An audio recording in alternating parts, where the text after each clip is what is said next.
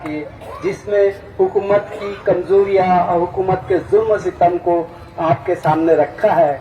माशाल्लाह। अब हम हमारे दूसरे मुखर्रिर मंसूर शेख साहब, वो भी कुरला से आए, वो भी सोशल एक्टिविटी के माहिर है। अब उनसे मैं दरख्वास्त करता हूँ कि स्टेज पर आए और अपने ख्यालात का इजहार करें। जज़ाक।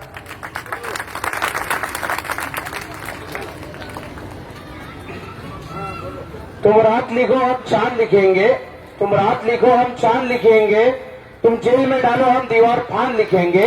तुम रात लिखो हम चांद लिखेंगे, तुम जेल में डालो हम दीवार फान लिखेंगे। तुम एफआईआर लिखो हमें तैयार लिखेंगे। तुम हमें कत्ल कर दो, यूं करो, तुम हमें कत्ल कर दो, हम बन के भूत लिखेंगे, तुम्हारे कत्ल के सारे सबूत लिखे। और तुम अदालतों से बैठकर चुटकुले लिखो, और तुम अदालतों से बैठकर चुटकुले लिखो, हम सड़कों दीवारों पर इंसाफ लिखेंगे। बहरे भी सुन ले इतनी जोर से बोलेंगे, अंधे भी पढ़ ले इतना साफ लिखेंगे। बहरे भी सुन ले इतना जोर से बोलेंगे, अंधे भी पढ़ ले इतना साफ लिखेंगे। तुम काला कमल लिखो हम लाल गुलाब लिखेंगे। तुम रात लिखो हम चांद लिखेंगे, तुम जेल में डालो हम दीवार फाड़ लिखेंगे। तुम एफआईआर लिखो हमें तैयार लिखेंगे, और तुम अदालतों से बैठकर चुटकुले लिखो, हम सड़कों दीवारों पर इंसाफ लिखेंगे। बहरे भी सुन ले इतनी जोर से बोलेंगे, अंधे भी पढ़ ले इतनी साफ लिखेंगे। तुम काला कमल लिखो हम लाल गुलाब लिखेंगे। तुम जमीन पे जुल्म लिख दो, आसमान पर इनकलाब लिखा जाएगा। सब याद रखा जाएगा, सब कुछ याद रखा जाएगा, ताकि तुम्हारे नाम पर ताउम्र लानतें भेजी जा सके, ताकि तुम्हारे मुजस्समों पर कालिके पोती जा सके, तुम्हारे नाम को, तुम्हारे मुजस्समों को आबाद रखा जाएगा। सब कुछ याद रखा जाएगा, सब कुछ याद रखा जाएगा।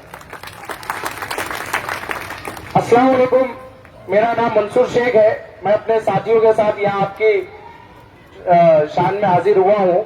साबिर भाई, सोहेल भाई, आदिल भाई है, हमारे एक साथी है अजमल भाई, वो अभी हाजिर नहीं है हमारे साथ। हर प्रोटेस्ट में भाई रहते हैं, हम लोग उनको मिस भी कर रहे हैं। हमारे अजमल भाई वो हमारे साथ नहीं रहते, आज नहीं है किसी कारणवश। तो हम लोग यहाँ पर आए, देखा कि आप लोग यहाँ पर बैठे। कल रात में मैं मुंबई बाग में भी थे, हम लोग मुंबई में भी कुछ जुनूनी औरतें आपकी तरह जाली औरतें बैठी हैं। दिल्ली भी गए थे हम लोग शाहीन बाग, तो वहां पर जब गए तो आज अल्हम्दुलिल्लाह 40-50 दिन से आप लोग बैठे हैं। और जिस तरह का यहाँ का नज़्म हमने देखा, एक हमारे बुजुर्ग जो 75 साल की उम्र में खिदमत दे रहे, तो ये जो चीजें हैं ये सिर्फ दुनिया के लिए नहीं है, इसी महफिलों, इसी मजलिसों की बुनियाद पर इंशाअल्लाह अल्लाह हमको हश्र में माफ करेगा, इन्हीं चीजों की वजह से। क्योंकि अल्लाह भी देख रहा है, देखो जालिम कितना बड़ा जुल्म करने वाला हो, सबसे बड़ा जो सुप्रीम अथॉरिटी है, सुप्रीम कमांडर है, वो सिर्फ अल्लाह ताला। और अल्लाह देख रहा है कि एक जुल्म के खिलाफ किस तरह आज एक जियाली औरतें, मेरी बहनें, छोटी छोटी बच्चे को देखा मैंने, हमारी माँ, हमारी बहनें किस हिम्मत और जज्बे से यहाँ खड़ी। तो आज ये हमने, और ये जो प्रोटेस्ट पूरे शहर में, पूरी दुनिया भर में जो चल रहा है, जो कल्याण का नामा सिर्फ कल्याण में नहीं पूरे देश भर में लिया जा रहा है कि कल्याण में कुछ जुनूनी जियाली औरतें जो इस कानून के खिलाफ डट चुकी है, जो बैठ चुकी है, जब तक ये कानून नहीं हटेगा इंशाल्लाह ये औरतें भी नहीं हटेगी यहाँ से। तो ये आपकी मेहनत है, आपकी हिम्मत है, इसको लाख लाख सलाम आपकी कुर्बानियों को।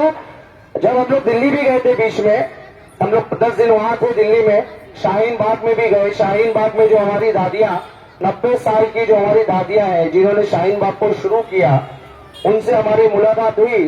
तो हमने उनसे पूछा कि दादी क्या हुआ, आपको क्या जरूरत ऐसी पड़ गई कि आप यहाँ पर आके बैठ गए। तो बोले बेटा बस ये कानून हट गया है, क्योंकि हमने अपनी जिंदगी गुजार ली, जो हमारी नस्लें हैं वो इससे महफूज रहे। तो मेरे को वो कुर्बानी याद आई।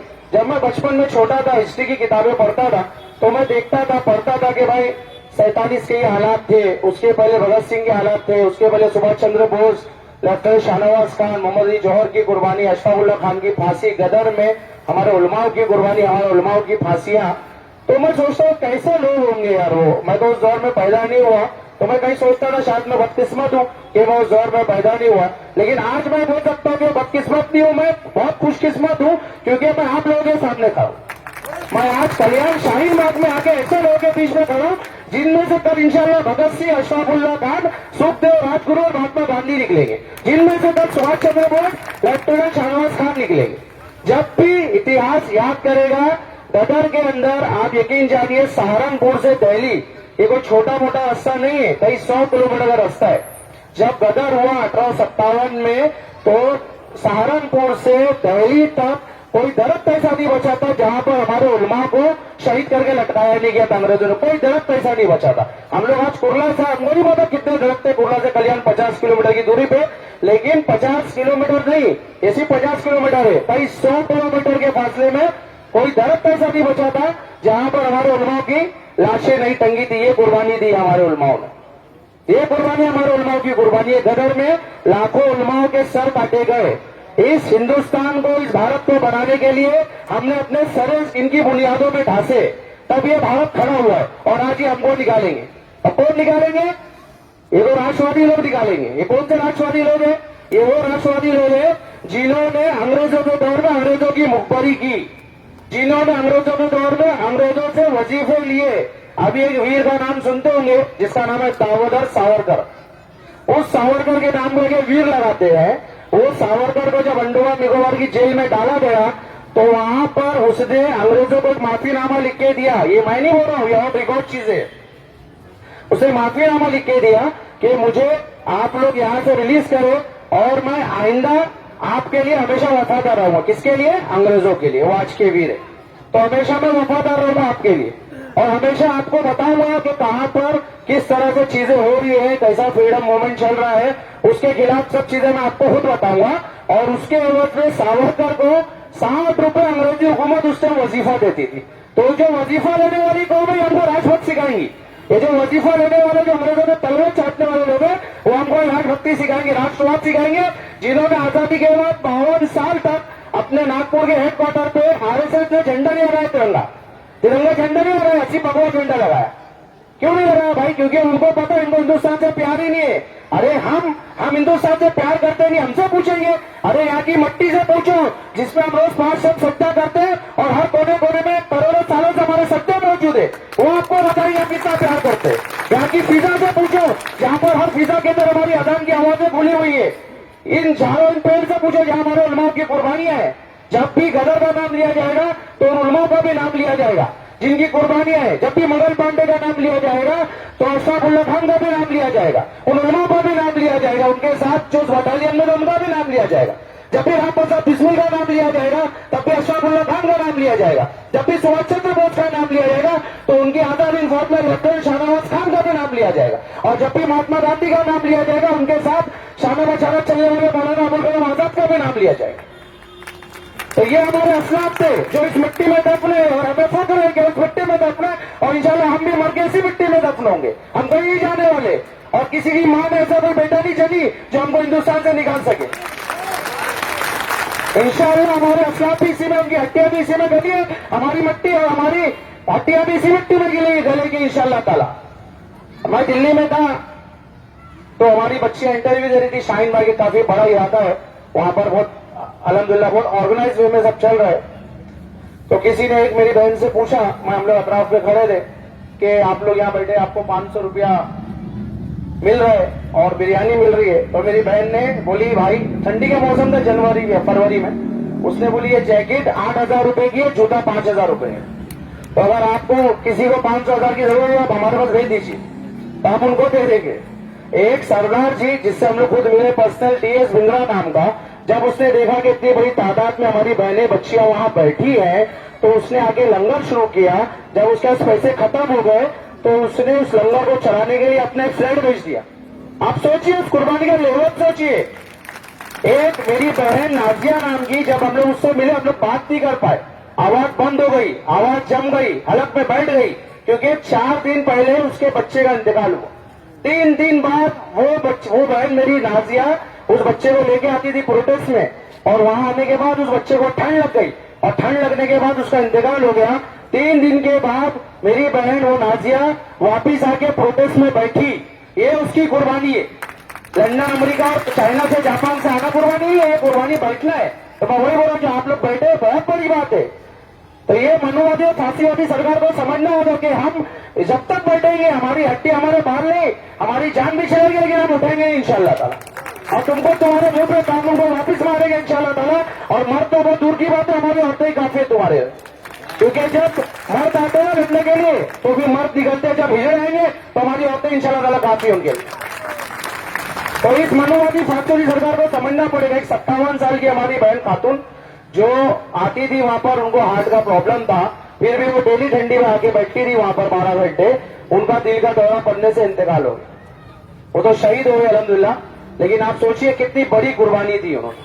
तो ये कहीं से आना, बातें करना, ये हम लोग यहाँ पर आके आपको हिम्मत नहीं दे रहे, ये आपसे हिम्मत लेना है हम लोग। जब हम लोग इस गेट से अंदर घुसे ना, अल्लाह ताला हमारा रुआ खड़ा हो गया, क्योंकि ये जो आपकी हिम्मत और जज्बा है ना, उससे हमको हिम्मत मिलती है, ताकि हम पूरी सब जगह बैठ के घूम के लोगों को बता सके कि किस तरह से कुछ जुरूनी बहनें हमारी कल्याण में बैठी है, मुमरा पे बैठी है, भिवंडी में बैठी है, मोरलैंड रोड नागपुरा पे बैठी है। ये आपकी हिम्मत है, ये आपका जज्बा है।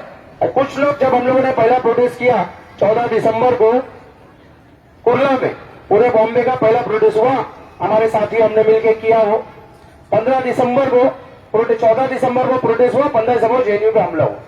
उसके बाद कई लोग मुझे मिले, बोले बेटा कानून बनी है, इस प्रोटेस्ट से तो कुछ होगा नहीं, ये तो अब ऐसा हो गया है, नरेंद्र मोदी बहुत ताकतवर है, नरेंद्र मोदी ऐसा है, नरेंद्र मोदी वैसा है। और आप लोगों को भी शायद ऐसे सवाल से सामना हुआ होगा, क्योंकि हमारे में भी कुछ मीर जाफर और मीर सादिक तौर दौर में रहे, हमारे में भी है। तो उनके लिए बहुत अच्छी मिसाल है, मैं आपको बता देता हूं, आप भी याद रखिए। कई जगह मैंने मिसालें बताया हूं। जैसे ऑस्ट्रेलिया में अभी कुछ दिन पहले आपने देखा था, आग लगी थी। वो आग कोई छोटी मोटी आग नहीं थी, कई 100 किलोमीटर में आग थी, समझिए यहां से दिल्ली यूपी तक आग लगी हुई थी। और कई वहां पे तकरीबन 5 मिलियन से ज्यादा जानवर मर गए। 5 में 50 लाख, ये तो गवर्नमेंट के आंकड़ों शुमार है, कई करोड़ जानवर मर गए, एनजीओ का तो ये कहना है। उस आग में, मिसाल के तौर पे, इतनी बड़ी आग में एक चिड़िया उड़ती है अपनी जगह से, जो इससे हाथ के बराबर है चिड़िया, बस वो अपनी एक इतनी सी चोंच में 2 बूंद पानी लेती है और उस आग के ऊपर जाके उस आग को बुझाने का काम करते है। क्या आग बुझेगी? वो नहीं बुझेगी। और एक गिरगुट है, वो उस आग के करीब खड़ा है और उस आग को फूंक मार रहे हो ताकि आग बढ़ जाए, तो क्या आग बढ़ेगी? नहीं बढ़ेगी। लेकिन जिसे रोजे मैशर में चिड़िया का हिसाब होगा तो वो आग बुझाने वाले में लिखी जाएगी, और जिस उस गिरगुट का हिसाब होगा तो आग लगाने वालों में लिखा जाएगा। तो ये हमको क्या करना है कि हमको क्या बनना है? हमको चिड़िया बनना है, हमको गिरगुट बनना है? हमको क्या बनना है? हमको रोजे मैशर के अंदर किस लिस्ट में अपना नाम लिखाना है? ये हमको आज तक करना है कि आने वाली हमारी जो नस्ल है वो किस भारत में जन्मेंगी। जब अशफाकुल्लाह खान 27 साल में कुर्बानी दिए थे, तब उनको ही नहीं पता था कि मंसूर और आदि आके यहाँ पे आपसे बात करेंगे, तब उनको ही नहीं पता था कुछ जहली औरतें हमारी यहाँ बैठेगी। लेकिन आज उनकी उस कुर्बानी के सदके तो फिर हम लोग यहाँ बैठे। जब लेफ्टिनेंट शाहनवाज खान सुभाष चंद्र बोस के साथ आजाद हिंद फौज में शहीद हो गए थे, तब उनको ही नहीं पता था कि कल्याण में इस तरह की एक चीज होगी, एक काला कानून, एक मनुवादी और फांसीवादी सरकार द्वारा लाया जाएगा और उसके खिलाफ यहाँ पे कई औरतें उतर के बैठ जाएंगी। लेकिन आज ये उनकी कुर्बानी है, ये हमारे गदर में लाखों उलमा की कुर्बानी है जो आज हम यहाँ पे बैठे, ये हमारे वो उलमा की कुर्बानी है। तो इसी तरह हमको कुर्बानी देते रहना है, इसी तरह हमको यहाँ बैठे रहना है। आपको लाख लाख सलाम जिस तरह से आप यहाँ पर बैठी हैं। और मैं बस आपसे बोलना चाहूंगा कि बहुत बड़ी बात है, बहुत हिम्मत की बात है कि 24 घंटा यहाँ पर जमे रहना, 24 घंटे बोलना, 24 घंटे यहाँ पर रहना, अपने बच्चों को 10 काम होते हैं औरतों को, अपने घर के काम का सब निपटा के अपने बच्चों के एजुकेशन को भी देखना है, काम भी देखना है, कहीं किसी की अम्मी अब्बा की तबीयत का मसला हो, कहीं किसी के सास ससुर की, सब चीजों को, शहर की हर चीज है को देखने के बावजूद यहाँ आके बैठना। तो मैं जितने हमारे मर्द हजरात है सबसे गुजारिश करूंगा, भाई हमारी बहनों के लिए जोरदार तालियां बजा, एक जोरदार तालियां हमारी बहनों के लिए बजा दीजिए, क्योंकि ये आपके जज्बे से ही ये शाहीन बाग बना हुआ। और सिर्फ यहाँ नहीं, आज आप यकीन मानेंगे दिल्ली में एक शाहीन बाग बना, आज पूरे हिंदुस्तान में 2500 से ज्यादा शाहीन बाग बन चुके। और इंशाल्लाह 2500 नहीं, इंशाल्लाह 5000 भी बनेंगे और 10,000 शाहीन बाग भी बनेंगे। आपने नाम सुना होगा ज्योतिबा फुले का, तो ज्योतिबा फुले की जो बीवी थी सावित्रीबाई फुले, सावित्रीबाई फुले ने पहला स्कूल खोला था औरतों के लिए इस हिंदुस्तान में। इस हिंदुस्तान में जब पूरा हिंदुस्तान, पाकिस्तान, बांग्लादेश सब था, उसके अंदर स्कूल खोला था। म्युनिसिपल स्कूल, बच्चियों के लिए कोई स्कूल नहीं होता था, दलितों के लिए तो अपनी जगह, औरतों के लिए स्कूल ही नहीं थे, कोई सिस्टम ही नहीं था पढ़ाने का। तो उन्होंने पहले स्कूल खोला था, उनको कोई जगह नहीं दे रहा था, क्योंकि दलितों के लिए कोई जगह नहीं देता है। ये जो आज सबको देशभक्ति का, राष्ट्रभक्ति का पाठ पढ़ा रहे, ये वही कौम है जिसने 4000 साल से दलितों को अपने घर से बाहर रखा। ये वही लोग हैं जिन्होंने 4000 साल से उनके गले में कांसा रखा है, तुम इस पे थूकोगे, उनकी कमर पे झाड़ू बांधी देगा, चलोगे तो तुम्हारे पैर के निशान नहीं आना चाहिए जमीन पर। इन्होंने इतना अत्याचार दलित भाइयों के साथ किया, ये वही कौम आज हमको राजपथ सिखा दी।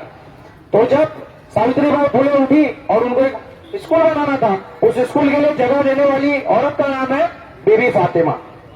तो आज जितने भी बच्चियां हिंदुस्तान, पाकिस्तान, बांग्लादेश, अफगानिस्तान के अंदर स्कूल में पढ़ रही है, क्या सबका सवाब उनको नहीं मिल रहा है? सबका सवाब उनको मिल रहा है आज भी, कायमत उनको सवाब मिल जाएगा। तो जिस तरह से जो आप बैठे, ये जितना भी प्रोजेक्ट चलेगा उसका सबका सवाब आपको मिलेगा इंशाल्लाह ताला। ये बहुत छोटी बात नहीं है, ये बहुत छोटी बात नजर आती है कि बाद जाके बैठेंगे 4 घंटा, लोगों को दूर से ऐसा दिखता है अरे कुछ औरतें बैठी है यार, क्या हो रहा है क्या नहीं हो रहा है, लेकिन ये बहुत छोटी बात नहीं है, बहुत बड़ी बात है। और इंशाल्लाह इसका अल्लाह आपको अल्लाह आखिरत में देगा। ये वो लोग हैं जो अंग्रेजों की मुखबरी करते थे। एक पूर्व प्रधानमंत्री हमारे 1942 में जब महात्मा गांधी ने खिलाफत मुखालिफत की अंग्रेजों की, अंग्रेज भारत छोड़ो जो आंदोलन चला, उस आंदोलन की उन्होंने हिमायत की अंग्रेजों के साथ मिल की। बाकायदा उन पर केस दर्ज, आज दुनिया में मौजूद नहीं है, उनके ऊपर आज केस दर्ज है बाकायदा 1942 में। ये वो लोग है, ये वो लोग है जो 52 साल तक अपने आरएसएस के हेडक्वार्टर नागपुर में झंडे नहीं लगाए थे, ये हमसे राष्ट्रवाद का सबूत मांगते, हमसे देशभक्ति का सबूत मांगते, जो अंग्रेजों के तलवे छाट रहे थे, जब हमारे लोग अपनी कुर्बानी दे रहे थे, जब हमारे लोग अपने दफन हो रहे थे, अपने घर बार छोड़ रहे थे, जंगलों में भाग रहे थे, जेलों में कूद रहे थे, फांसियों में चढ़ रहे थे, तभी अंग्रेजों के तलवे छाट रहे थे और आज हमसे राष्ट्रवाद का सबूत मांगते। तो हम लोग उसी लिए आपके पास आए, आपकी हिम्मत बनाना है और खुद अपने साथ में कुछ हिम्मत लेके जाना है आपसे बटोर के, कि आप लोग इसी तरह बैठे रहिए। ये कोई छोटी मोटी बात नहीं है, ये बहुत बड़ी बात है। इस तरह से बैठना, मुनज्जम होकर बैठना, हर तरह से एक ऊर्जा आती है, एक एनर्जी मिलती है सबको। और आज कल्याण शाहीन बाग का नाम आपको बता दूं, कुर्ला में कई दफा जिक्र होता है कि कल्याण में इतनी हमारी बहनें बैठी है, कई लोग वहां से आते भी, अल्हम्दुलिल्लाह आने की कोशिश भी करते हैं और इंशाल्लाह आगे भी आते रहेंगे। मैं आपको एक छोटा सा किस्सा है, मौलाना मोहम्मद अली जौहर का नाम सुने थे आपने। मौलाना मोहम्मद अली जौहर वो शख्स है जो ब्रिटानिया गए थे, और ब्रिटानिया जाने के बाद उन्होंने यहाँ से ऐद करके गए थे कि मैं हिंदुस्तान लौटूंगा नहीं जब तक कि मेरे को मलका ब्रिटानिया आजादी नहीं दे देती, और उनका इंतकाल वहीं हो गया, बैतुल मुकद्दस में आज दफन है। तो ये हमारे असलाफ थे। उन्होंने, मौलाना मोहम्मद अली जौहर ने गोश्त खाना छोड़ दिया। क्यों छोड़ दिया था? उन्होंने किसी ने बोला नहीं था मौलाना थे, उन्होंने इसलिए छोड़ दिया था क्योंकि गांधी जी से उनकी इतनी मोहब्बत थी, इतनी कुर्बत थी मोहनदास करमचंद गांधी से, कि उनको ऐसा लगा था कि कहीं गांधी जी ब्राह्मण है, कहीं उन्होंने कभी मना नहीं किया, लेकिन कहीं उनके दिल में ऐसा हो कि यार वो गोश्त खाते हैं या कुछ, तो उन्होंने खाली उनकी मोहब्बत में गोश्त खाना छोड़ दिया। तो हिंदुस्तान में जब भी हिंदू गांधी बनता है ना, तो मुसलमान मौलाना मोहम्मद अली जौहर बनता है, उसके साथ खड़ा होता है। लेकिन जब हिंदू गोडसे बनता है ना, तो फिर मौलाना मोहम्मद अली जौहर नहीं बनता है। जब हिंदू मदन मोहन मालवीय बनता है ना, जब गवर्नर बनता है, तो फिर मुसलमान से कोई ये उम्मीद नहीं रखे कि मौलाना मोहम्मद अली जौहर बनेगा वो। हमने इस देश को खड़ा करने के लिए अपने सरों की कुर्बानियां दी है, अपने नौजवानों की कुर्बानियां दी है, और इस देश के ऊपर हमारा भी उतना ही हक है जितना किसी हिंदू का, किसी दलित का, किसी पारसी का, किसी सिख का, किसी ईसाई का। ये लोग भूल रहे, ये लोग एनआरसी लाने की बात करते, अरे तुम क्या एनआरसी लाते? फिरौन था, इस्लाम है, शद्दाद था, इस्लाम है, नमरूद था, इस्लाम है, अबू जहल था, इस्लाम है। तुम भी जाओगे लेकिन इस्लाम बनेगा इंशाल्लाह तक। हम कोई नहीं जाने वाला, इस्लाम कोई खतरा नहीं है इंशाल्लाह तक। बड़े बड़े सब आगे चलेगा, इस्लाम वही है। तो ये आप लोग, ये बहुत हिम्मत है, आप लोग हिम्मत को लाख लाख सलाम, और आपके जोश और जज्बे को सलाम। इसी तरह आप लोग दरख्वास्त आप बैठे रहे, जितनी कोशिश होगी हम लोग भी वहां से आएंगे, अपनी माँ बहनों को और दरख्वास्त करेंगे, तमाम लोग बैठे रहे और तमाम लोग आते रहे। थोड़ा आजादी के नारे लगा देते 2 मिनट। अरे हम क्या चाहते हैं? हक हमारा, हक हमारा। अरे हम क्या चाहते हैं? अरे हक हमारा, अरे लेके रहेंगे, अरे नहीं झुकेंगे, तुम कुछ भी कर लो। अरे संघवाद से, अरे मनुवाद से। भाई कैसा है, आप लोग बैठे हैं जबरदस्त तरीके से, लेकिन जो दिल्ली में सरकार है, नरेंद्र मोदी, वो बहरा है, तो उसको सुनाने के लिए आपकी आवाज की शिद्दत की बहुत जरूरत है। तो आप अपनी शिद्दत से आवाज निकालिए। अरे हम क्या चाहते हैं? हक हमारा, अरे लेके रहेंगे, अरे संघवाद से, अरे मनुवाद से, अरे छीन के रहेंगे, अरे हक हमारा, साम्राज्यवाद से। अरे आहिस्ता बोलो, आराम से बोलो, आहिस्ता बोलो, आराम से बोलो, आराम से बोलो। अरे हौले बोलो, अरे हौले बोलो, अरे हौले बोलो, अरे जोर से बोलो, के बोलो। हम लेके रहेंगे, अरे नहीं झुकेंगे, तू कुछ भी कर ले, अरे छीन के रहेंगे, हम नहीं झुकेंगे। इनकलाब, इनकलाब, Aslan.